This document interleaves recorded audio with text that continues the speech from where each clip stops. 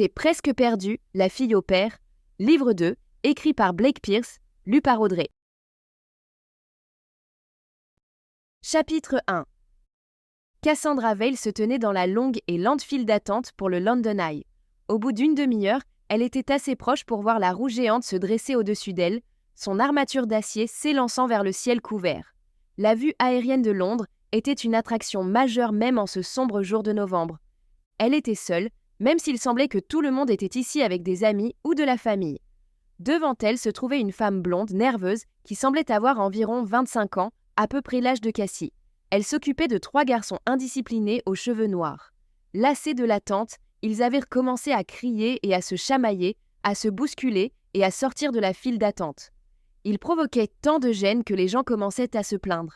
Le vieil homme devant elle se tourna et la fusilla du regard. « S'il vous plaît, pourriez-vous dire à vos garçons de se taire ?» demanda-t-il à la femme blonde sur le ton exaspéré d'une personne de la haute société britannique. « Je suis vraiment désolée, je vais essayer », s'excusa la jeune femme au bord des larmes. Cassie avait déjà compris que la femme blonde stressée était une fille au pair. Assister à cette confrontation la ramena directement à ce qu'elle avait vécu il y a un mois.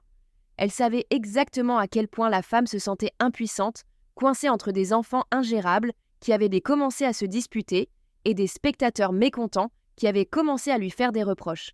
Cela pouvait finir mal. « Sois heureuse que tu ne sois pas dans sa situation, » se dit Cassie. « Tu as la chance de profiter de ta liberté et de pouvoir découvrir cette ville. » Le problème était qu'elle ne se sentait pas libre, elle se sentait trop visible et vulnérable. Son ex-employeur était sur le point d'être jugé pour meurtre et elle était la seule personne qui savait toute la vérité sur ce qui s'était passé. Pire encore, à présent, il aurait appris qu'elle avait détruit une partie des preuves qu'il espérait utiliser contre elle. Elle était malade de peur à l'idée qu'il la pourchasse. Qui savait jusqu'où s'étendait le pouvoir d'un homme riche et désespéré? Dans une ville de plusieurs millions d'habitants, elle avait pensé qu'il serait facile de se cacher, mais les journaux français étaient partout. À chaque coin de rue, les gros titres s'en prenaient à elle. Elle avait conscience de la surveillance intensive des caméras, en particulier dans les attractions touristiques, et le centre de Londres n'était qu'une immense attraction touristique. Levant les yeux, Cassie vit un homme brun, debout sur la plateforme près de la grande roue. Elle avait senti son regard un moment auparavant et avait vu qu'il la regardait à nouveau. Elle essaya de se rassurer en pensant qu'il était probablement un agent de sécurité ou un policier en civil, mais cela ne la réconforta nullement. Elle faisait de son mieux pour éviter la police, qu'il s'agisse de policiers en civil ou de détectives privés ou même d'anciens flics qui s'étaient lancés dans une activité plus lucrative en tant que sbires rémunérés. Cassie se figea en voyant l'homme qui scrutait décrocher son téléphone, ou peut-être que c'était un talkie-walkie, et parlait d'urgence. L'instant suivant, il quitta la plateforme et marcha délibérément dans sa direction. Cassie décida qu'elle n'avait pas besoin de voir la vue aérienne de Londres aujourd'hui. Bien qu'elle eût déjà payé le droit d'entrée, elle s'en alla. Elle reviendrait une autre fois. Elle se retourna pour partir, prête à se frayer un chemin à travers la file de personnes aussi vite qu'elle le pouvait, mais vit avec horreur que 2 autres policiers s'approchèrent par derrière. Les adolescentes, qui se tenaient derrière elle, avaient également décidé de partir. Elles s'étaient déjà retournées et traversèrent la queue vers la sortie. Cassie suivit les filles, reconnaissante qu'elles lui aient ouvert la voie, mais la panique monta en elle tandis que les policiers la suivaient. « Attendez, madame, arrêtez-vous !» cria l'homme derrière elle. Elle n'allait pas se retourner. Non, elle crierait, elle saisirait les autres personnes dans la file, elle supplierait et implorerait, elle dirait qu'il s'en prenait à la mauvaise personne, qu'elle ne savait rien du meurtrier présumé Pierre Dubois et n'avait jamais travaillé pour lui. Elle ferait tout ce qu'il faudrait pour s'enfuir.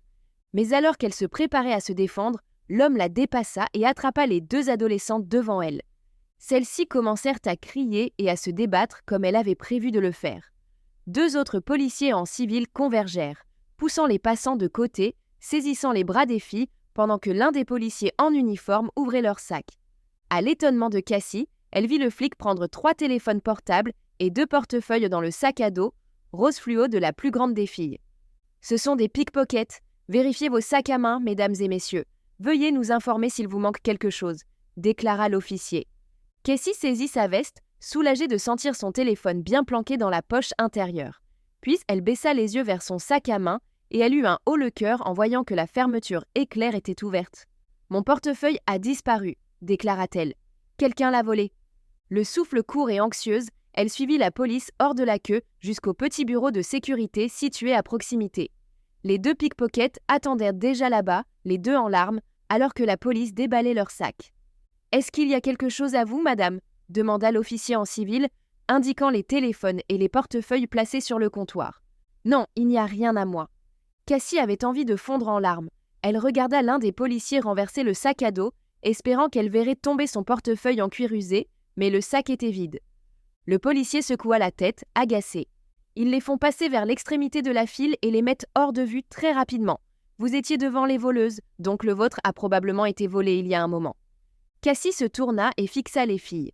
Elle espérait que tout ce qu'elle ressentait et pensait à leur sujet se reflétait sur son visage. Si le flic n'avait pas été là, elle les aurait injuriées, leur aurait demandé de quel droit elle gâchait sa vie. Elles ne mourraient pas de faim. Elles pouvaient voir leurs nouvelles chaussures et vestes de marque. Elles doivent rechercher des sensations fortes à bon compte ou faire cela pour acheter de l'alcool ou de la drogue. « Toutes mes excuses, madame », poursuivit l'officier de police. « Si cela ne vous dérange pas d'attendre quelques minutes, nous aurons besoin de vous pour faire une déclaration. » Une déclaration, Cassie savait que ce n'était pas pour elle. Elle ne voulait pas du tout être le centre d'intérêt de la police. Elle ne voulait pas leur donner son adresse, ni dire qui elle était, ni avoir ses coordonnées dans un rapport officiel ici au Royaume-Uni. « Je vais juste dire à ma sœur que je suis ici, » dit-elle en mentant à l'officier. « Pas de problème. » Il se détourna parlant sur son talkie-walkie et Cassie sortit précipitamment du bureau. Son portefeuille était déjà de l'histoire ancienne, il avait disparu. Elle n'avait aucun moyen de le récupérer, même en rédigeant une centaine de déclarations de vol. Elle décida donc de faire ce qui lui paraissait être la meilleure chose, s'éloigner du London Eye et ne jamais y revenir. Quel désastre avait été cette sortie! Elle avait tiré beaucoup d'argent ce matin-là, et ses cartes bancaires avaient également disparu. Elle ne pouvait pas aller dans une banque pour retirer de l'argent parce qu'elle n'avait pas de pièce d'identité avec elle, son passeport était à la pension et elle n'avait pas le temps d'aller le chercher, car elle avait prévu de rejoindre son amie Jess pour le déjeuner, directement du London Eye. Une demi-heure plus tard, encore secouée par l'incident, consternée par la somme d'argent qu'elle avait perdue et profondément ennuyée par Londres, Cassie entra dans le pub où elles avaient un rendez-vous. Elle était en avance sur le coup de feu du déjeuner et demanda à la serveuse de leur réserver une table d'angle pendant qu'elle allait aux toilettes. Se regardant dans le miroir, elle lissa ses cheveux auburn ondulés et tenta un sourire joyeux. L'expression ne lui était pas familière. Elle était sûre d'avoir perdu du poids depuis qu'elle et Jess s'étaient vues pour la dernière fois, et elle pensait d'un œil critique qu'elle avait l'air trop pâle et trop stressée. Et ce n'était pas seulement dû à la contrariété qu'elle venait de vivre. Elle sortit des toilettes juste à temps pour voir Jess entrer dans le pub. Celle-ci portait la même veste qu'elle avait lors de leur première rencontre, il y a plus d'un mois, toutes les deux en route pour des emplois au pair en France. La voir lui ramena des souvenirs à la mémoire. Cassie se souvenait de ce qu'elle avait ressenti en montant dans l'avion, effrayée, indécise et ayant de sérieuses réserves sur la famille à laquelle elle avait été affectée. Celles-ci se révélèrent bien fondées. En revanche, Jess était employée par une famille charmante et sympathique, et Cassie se disait qu'elle avait l'air très heureuse. « C'est bon de te voir », déclara Jess en serrant fort Cassie. « Quel plaisir !»« C'est super, mais je suis dans la merde », avoua Cassie. Elle expliqua alors le vol à la tire de la matinée. « Non, c'est terrible. Quel manque de veine qu'ils aient retrouvé d'autres portefeuilles, et pas le tien. Pourrais-tu me prêter de l'argent pour le déjeuner et les tickets de bus pour rentrer à ma pension ? Je ne peux même pas retirer de l'argent dans une banque sans mon passeport. Je te le rendrai dès que je pourrai me connecter. Bien sûr, ce n'est pas un prêt, c'est un cadeau. La famille pour laquelle je travaille est venue à Londres pour un mariage, et ils sont tous à Winchester avec la mère de la mariée aujourd'hui, alors ils m'ont filé de l'argent pour profiter de Londres toute la journée. Après cela, je vais à Harrods. » Jess secoua ses cheveux blonds en riant, tout en donnant de l'argent à Cassie. « Hé, on se prend un selfie ?» suggéra-t-elle, mais Cassie refusa. « Je ne suis absolument pas maquillée », expliqua-t-elle. Jess rit et rangea son téléphone. L'absence de maquillage n'était pas la vraie raison, bien sûr. Elle faisait de son mieux pour rester incognito. La première chose qu'elle avait faite après son arrivée à Londres avait été de changer ses paramètres de médias sociaux, les rendant totalement privés. Des amis bien intentionnés pourraient dire quelque chose avec toutes les conséquences qu'on peut imaginer. Elle ne voulait pas que quelqu'un sache où elle était. Pas son ex-petite amie retournée aux États-Unis, et certainement pas son ex-employeur et ses avocats en France. Elle avait pensé qu'elle se sentirait en sécurité une fois qu'elle aurait quitté la France, mais elle n'avait pas réalisé à quel point l'Europe entière était accessible et interconnectée. Retourner directement aux États-Unis aurait été un choix plus judicieux. « Tu as l'air en pleine forme, as-tu perdu du poids ?» demanda Jess. Les choses se passent-elles bien avec la famille qui t'a employée? Tu m'as dit que tu étais inquiète pour eux. Cela n'a pas fonctionné, donc je ne suis plus avec eux, dit-elle avec précaution, passant sous silence les détails affreux qu'elle n'arrivait pas à oublier. Oh ma chérie, qu'est-ce qui n'a pas fonctionné? Les enfants ont déménagé dans le sud de la France et la famille n'avait plus besoin d'une fille au pair. Cassie resta aussi sobre que possible, espérant qu'une explication ennuyeuse éviterait d'autres questions, car elle ne voulait pas avoir à mentir à son amie. Ce sont des choses qui arrivent, ça aurait pu être pire, tu aurais pu travailler pour cette famille, tout le monde parle de l'endroit où le mari est jugé pour le meurtre de sa fiancée. Cassie baissa les yeux précipitamment, redoutant que son expression la trahisse. Heureusement, elles furent distraites par l'arrivée du vin, et après avoir commandé les plats, Jess laissa ce sujet scabreux et passa à autre chose. « Que vas-tu faire » demanda-t-elle à Cassie. Cassie était gênée par la question, car elle n'avait pas de réponse cohérente.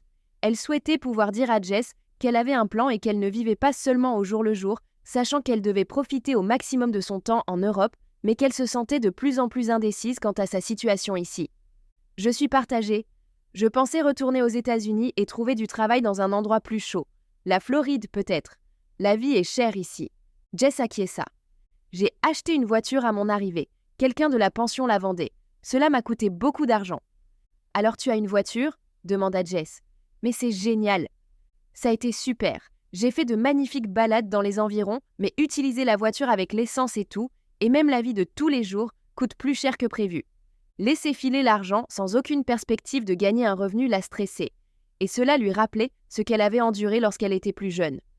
Elle avait quitté la maison à 16 ans pour échapper à son père abusif et violent, et depuis lors, elle avait dû se prendre en charge.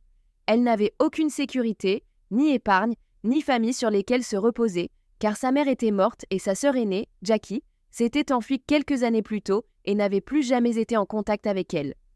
Vivre seule l'avait mise dans une situation de survie de mois en mois. Parfois, elle ne s'en sortait que d'un cheveu. Peu importe qu'elle n'ait eu que du beurre d'arachide à la fin du mois. Cela avait été sa seule nourriture lorsque les temps étaient durs, et elle avait pris l'habitude de travailler comme serveuse ou barman, en partie parce que ses jobs comprenaient un repas gratuit. Maintenant, elle paniquait à l'idée de vivre d'un pécule qui s'amenuisait et qui était tout ce qu'elle possédait au monde, et à cause de l'argent qui avait été volé aujourd'hui, ce pécule était encore plus restreint. « Tu pourrais chercher un travail temporaire pour te dépanner », conseilla Jess, comme si elle lisait dans ses pensées. Je l'ai fait. J'ai démarché quelques restaurants et j'ai même postulé pour un travail de barman dans certains pubs, mais on m'a tout de suite refusé. Tout le monde ici est pointilleux avec la paperasse et tout ce que j'ai, c'est un visa de touriste. Travailler au restaurant, pourquoi pas au pair ? Demanda Jess avec curiosité. Non, rétorqua Cassie, avant de se rappeler que Jess ne savait rien des circonstances de son précédent emploi. Elle continua. Si je ne peux pas travailler, je ne peux pas travailler. Pas de visa signifie pas de visa, et fille au pair est un engagement plus long. Pas nécessairement, répliqua Jess. Ce peut être autrement et j'ai l'expérience personnelle de le faire sans visa. Vraiment ? Cassie savait que sa décision était prise. Elle ne travaillerait plus au pair. Tout de même, ce que Jess disait était intéressant. Tu vois, tous les restaurants et pubs sont contrôlés régulièrement. Il n'y a aucun moyen d'embaucher quelqu'un sans le bon visa. Mais travailler pour une famille est différent. C'est tellement flou. Après tout, tu pourrais être une amie de la famille. Qui va dire que tu travailles réellement ? J'ai séjourné avec un ami dans le Devon pendant un certain temps l'année dernière et j'ai fini par faire quelques emplois de babysitting et de garde d'enfants temporaires pour les voisins et les gens du coin. C'est bon à savoir, déclara Cassie, mais elle n'avait aucune intention d'explorer cette option davantage. Parler à Jess renforçait sa décision de retourner aux États-Unis. Si elle vendait la voiture, elle aurait assez d'argent pour subvenir à ses besoins là-bas, jusqu'à ce qu'elle se remette sur pied. D'un autre côté, elle comptait passer beaucoup plus de temps à voyager. Elle avait hâte de passer une année complète à l'étranger, espérant que cela lui donnerait le temps dont elle avait besoin pour oublier son passé. C'était sa chance de prendre un nouveau départ dans la vie et de revenir en étant une autre personne. Retourner là-bas si peu de temps après son départ reviendrait à abandonner. Peu importe que d'autres personnes pensent tant qu'elle n'aurait pas réussi, elle croirait personnellement qu'elle aurait échoué. Le serveur arriva, apportant des assiettes pleines à ras-bord de nachos. Affamée parce qu'elle avait sauté le petit déjeuner, Cassie dévora son assiette. Mais Jess s'arrêta, fronçant les sourcils, et sortit son téléphone de son sac à main. En parlant d'emploi à temps partiel, l'une des personnes pour lesquelles j'ai travaillé m'a appelé hier pour voir si je pouvais l'aider à nouveau. « Vraiment ? dit Cassie, mais son attention était focalisée sur son assiette. Ryan Ellis, j'ai travaillé pour lui l'année dernière. Les parents de sa femme déménageaient et ils avaient le besoin de quelqu'un pour s'occuper des enfants pendant leur absence. C'étaient des gens adorables et les enfants n'étaient pas mal non plus. Ils ont un garçon et une fille. Nous avons fait plein de choses amusantes ensemble. Ils vivent dans un joli village au bord de la mer. En quoi consiste le travail ? Ils cherchent quelqu'un pendant environ 3 semaines, de toute urgence, à demeure. Cassie, cela pourrait être exactement ce dont tu as besoin. Il m'a très bien payé, en liquide, et le problème de visa ne l'a pas du tout préoccupé. Il a dit que si j'avais été acceptée par une agence au pair, j'étais clairement une personne de confiance. Pourquoi ne pas l'appeler et en savoir plus ? Cassie était tentée par la perspective d'avoir de l'argent en poche. Mais une autre mission au pair ? Elle ne se sentait pas prête. Peut-être qu'elle ne le serait jamais. Je ne suis pas sûre que ce soit pour moi. Jess, cependant, semblait déterminée à arranger les choses pour Cassie. Elle pianota sur les touches de son téléphone. « Laisse-moi tout de même te donner son numéro. Je vais lui envoyer un message maintenant et lui dire que vous pourriez vous contacter et que je te recommande vivement. On ne sait jamais, même si tu ne travailles pas pour lui, il pourrait connaître quelqu'un qui a besoin de garder sa maison ou de promener le chien ou de quelque chose d'autre. » Cassie ne pouvait pas la contredire et un instant plus tard, son téléphone bourdonna à l'arrivée du message de Jess. « Comment se passe ton travail ?» demanda-t-elle, une fois que Jess eut terminé d'envoyer ses messages. Cela ne pouvait pas être mieux. Jess empila du guacamole sur un chip de tortilla. « La famille est charmante. Ils me donnent beaucoup de temps libre et m'offrent régulièrement des pourboires. Les enfants peuvent être casse-pieds, mais ils ne sont jamais méchants et je pense qu'ils m'apprécient aussi. » Elle baissa la voix. « La semaine dernière, avec tout le monde qui arrivait pour le mariage, j'ai été présentée à l'un des cousins. Il a 28 ans et il est magnifique. Il dirige une entreprise d'assistance informatique. Je pense qu'il m'aime bien et disons simplement que c'est amusant de flirter à nouveau. » Même si elle était heureuse pour son amie, Cassie ne pouvait s'empêcher de ressentir une pointe d'envie. Ce travail de rêve était ce qu'elle espérait secrètement. Pourquoi tout avait mal tourné pour elle ? Ne s'agissait-il que de malchance ou était-ce, en quelque sorte, à cause des décisions qu'elle avait prises ? Cassie se souvint soudain de ce que Jess lui avait dit dans l'avion pour la France. Elle avait dit à Cassie que sa première mission n'avait pas fonctionné, alors elle avait laissé tomber et avait réessayé. Jess n'avait eu de la chance qu'au 2e essai, et du coup, Cassie se demandait si elle n'abandonnait pas trop tôt. Quand elles eurent fini leur nacho, Jess regarda l'heure. « Je ferais mieux de me dépêcher. Harrods m'attend, déclara-t-elle. Je vais devoir acheter des cadeaux pour tout le monde à la maison, pour les enfants et pour le beau Jacques. Qu'est-ce que je pourrais lui acheter ? Qu'offre-t-on à quelqu'un avec qui on flirte ? Cela pourrait me prendre un certain temps avant de trouver une idée. » Cassie serra Jess dans ses bras, se sentant triste que leur déjeuner soit terminé. Cette conversation entre amis lui avait fait du bien. Jess semblait si heureuse et Cassie pouvait comprendre pourquoi. Elle était utile et appréciée, elle gagnait de l'argent, elle avait un but dans la vie et se sentait en sécurité. Jess n'était pas seule à la dérive, seule et sans emploi, et obsédée par le fait d'être traquée parce que le procès d'un meurtre débutait. Quelques semaines dans un village isolé pourraient être exactement ce dont elle avait besoin en ce moment, à plus d'un titre. Jess avait raison. L'appel téléphonique pourrait conduire à d'autres opportunités. Elle ne les trouverait jamais si elle ne persistait pas. Cassie sortit du pub bondé pour trouver un coin tranquille, jetant un coup d'œil au cas où des pickpockets ou des voleurs de téléphone passeraient. Elle prit une profonde inspiration et avant qu'elle ne puisse trop y penser et perdre son sang-froid, elle composa le numéro. Chapitre 2. Tenant fermement son téléphone, Cassie se rapprocha du mur pour s'abriter de la bruine. Maintenant qu'elle avait composé le numéro de Ryan Ellis, elle se sentait de plus en plus nerveuse. Elle devait gagner de l'argent d'une manière ou d'une autre si elle voulait rester au Royaume-Uni plus longtemps, mais après ce qu'elle avait vécu en France, le babysitting était-il la bonne décision ? Même si le travail semblait idéal, serait-il prêt à l'accepter avec si peu d'expérience et sans réelle qualification ?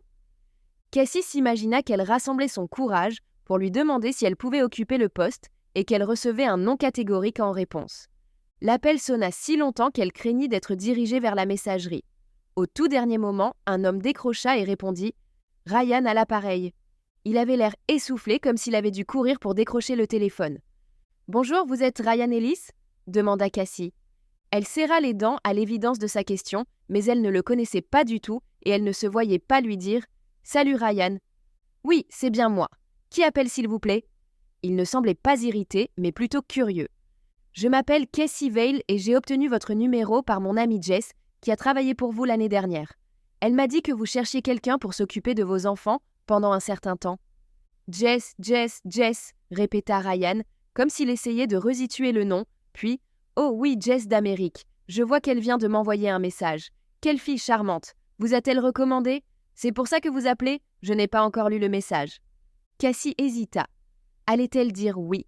Cela reviendrait à prendre un engagement et elle n'était pas sûre de vouloir faire ce pas. « J'aimerais en savoir plus sur le travail, » déclara-t-elle. « J'étais au pair en France, mais ma mission est terminée.